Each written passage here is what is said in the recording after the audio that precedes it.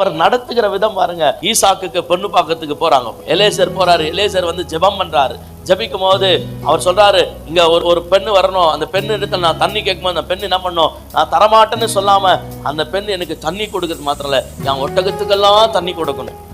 அப்படி கொடுத்தா அந்த பெண்ணு தான் ஈசாக்குக்கு நான் என்ன பண்ண போறேன், கர்த்தரால தெரிந்து கொள்ளப்பட்ட பெண் அப்படின்னு சொல்லி அவரு தன்னுடைய மனதுல தீர்மானித்து ஜபம் பண்றாரு. கர்த்தரை பார்த்து தன்னுடைய மனதுல அப்படி தீர்மானித்து கொண்டார்.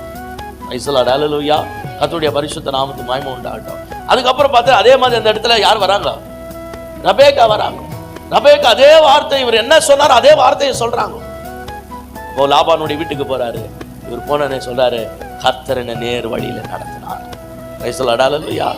கர்த்தர் என்ன பண்ணாரு, ஆமா, அவரை நோக்கி பார்த்து ஒரு காரியத்தை அவருடைய கரத்துல ஒப்பு கொடுத்தோன்னா, அவரை நம்பி அவரை சார்ந்து கொண்டோன்னா, அவர் நம்மளை நேர் வழியில நடத்தும்.